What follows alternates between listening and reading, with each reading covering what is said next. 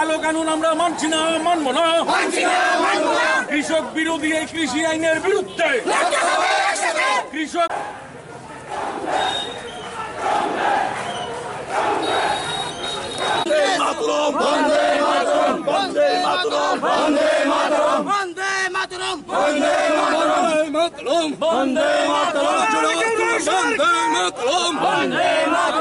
মুজিদের কৃষি বিল প্রত্যাহার করতে হবে, মুজিদের বেআইনি কৃষি বিল প্রত্যাহার করতে হবে।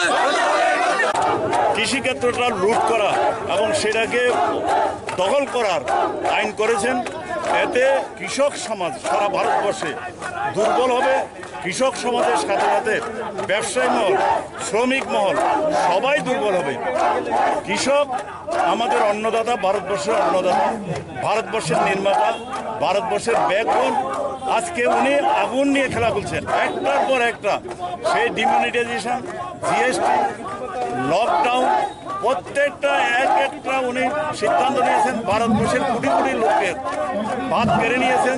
এখন যে বিলগুলি এনেছেন, কৃষক বিল, সেগুলি ভারতবর্ষের কৃষককে শেষ করে দেবে। সেই জন্য সারা ভারতবর্ষে কৃষকদের সাথে আমাদের একাত্মতা দেখার জন্য, ওদের পাশে থাকার বার্তা আমরা দিচ্ছি। ওদের জন্য আমরা লড়াই করব, সারা ভারতবর্ষে লড়াই করছি।